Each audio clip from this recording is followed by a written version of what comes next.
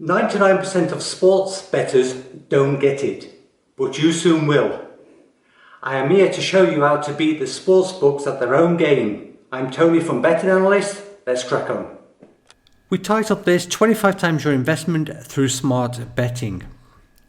So if you're ready to learn and take destiny into your own hands, let's crack on.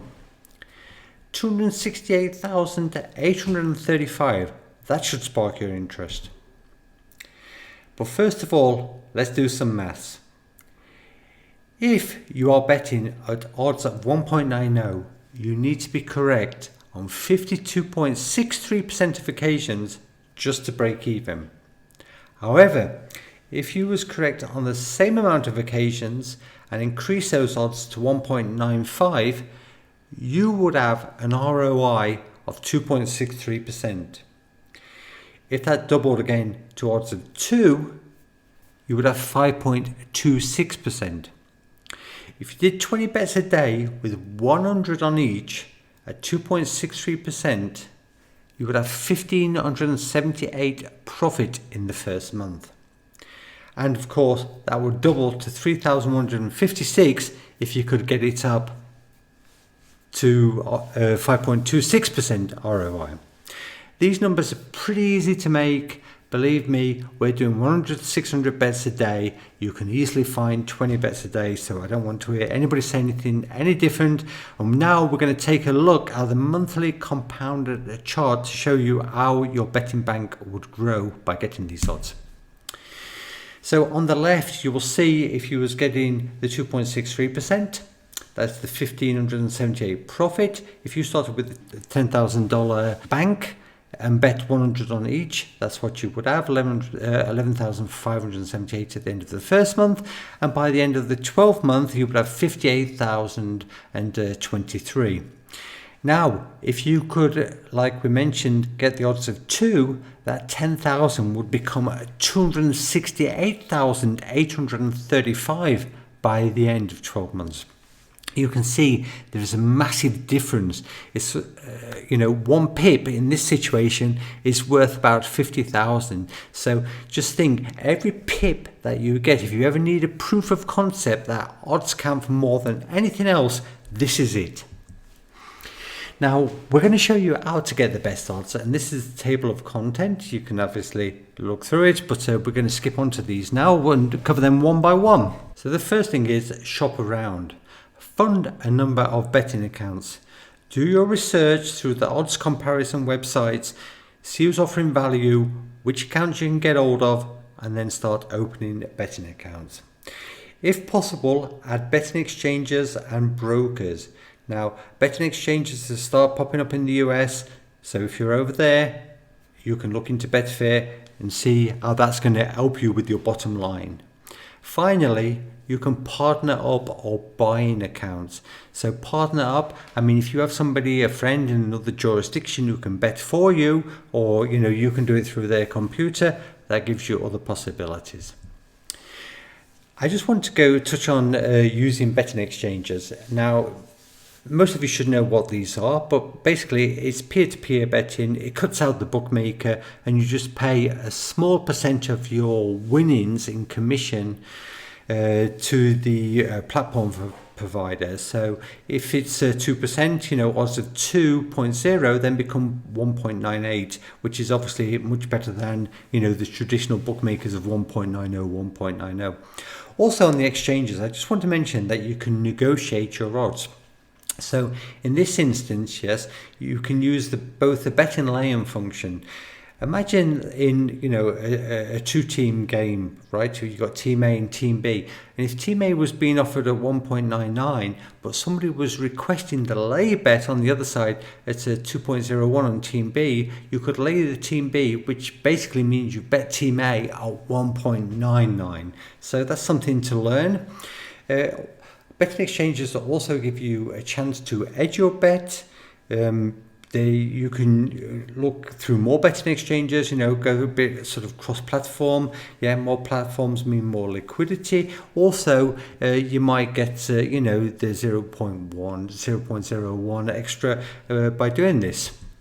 Broker platforms. Now, I just want to mention to a lot of you that don't understand what betting brokers do. Betting brokers basically have a list of bookmakers there that they can place bets with. So it's under their name, it's not under your name, you're just a number. And yes, by obviously being able to hit all these up from one platform, you can get better odds. So they offer amalgamated odds. They're the best that you're going to see. And the market is actually created through dynamic odds. So different bookmakers have different liabilities, and through that and their lower juice, you get better options. You should also think long term that bigger limits are available, because as your bank size increases, you're going to need to get more down, right? So higher limits is a selling point for professionals, and it is obviously a single wallet solution. You send money to the broker and then start placing your bets. Now, another alternative is, whenever you're trying to squeeze a little bit more juice out, is the buy to sell. If you see something that you've got no interest in at all, and it's been offered at odds of 2.10 and you can sell it at 2.0 on the exchanges, why not? Buy it at 2.10, go and sell it on the exchanges, cash in. It works with any sport, it works with any odds, as long as you've got a buyer waiting. Now, the other thing is, you can also sell whole or part of the bet. Now let me just explain that to you.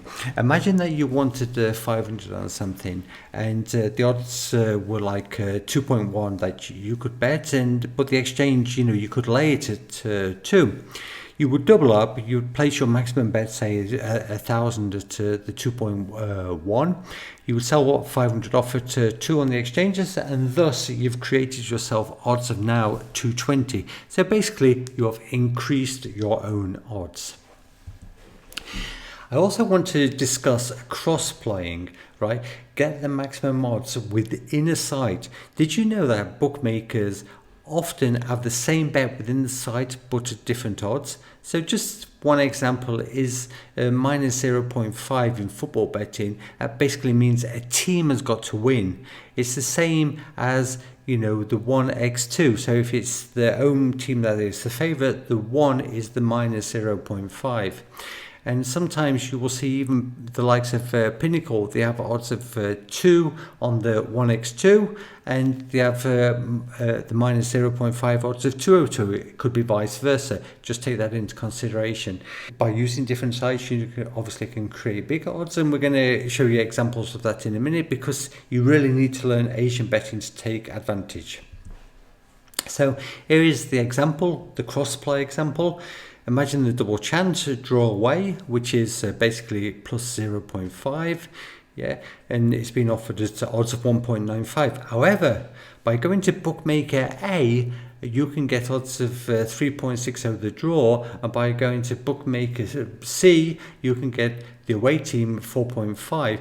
They're the percentage of each of those odds. 22.22 is odds of 4.5, and by combining them together you get an odds of 50 or odds of 2. You have now increased your odds from 1.95 to 2 just by being a little bit smarter. By taking these odds separately, the line increased 5%, which over a period of time is another 2.5% more, and we've already shown you with that chart earlier how that makes a big difference to your bottom line. Every cent counts. I can't reiterate that often enough. The same can be done for all forms of Asian handicaps. For example, the plus minus, which is the draw no bet. If the odds were 3.33 in this instance, you would then place 30 at the 3.33 to buy your money back if it ended on the draw, and then put the 70 on the other team, whichever it was that you wanted to bet, yes? And it also works for other types of handicaps, but that's probably too much for you, so we won't go any further into that for the time being.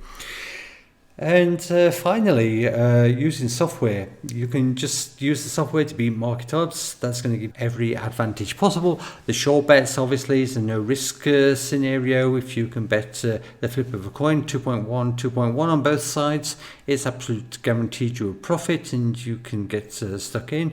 Match betting, is something really for at a sort of low level, but it's possible you can abuse the bookies first time deposit bonuses at least. But we would recommend that you skip 1 and 2 and go directly on to 3, because by value bets you're not giving the value back to bookmakers. Yes, it's about expected value, you know, the percentage that you're getting over what the real market odds should be.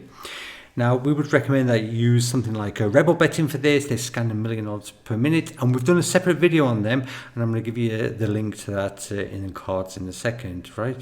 So think about how you can use software to generate yourself better market odds. So that's it for now. I'm going to say thank you. You're through to boot camp again. If you like this type of video, then you should subscribe. We can take it to more intense, but for the time being, I think you should just maybe read our blog on this and Google around and have start learning this procedure, because every cent you give yourself in terms of extra is something that you're going to benefit from long term. So check out our website, get in touch for one-on-one coaching if that's your thing, and we'll see you soon in the next one. Bye for now.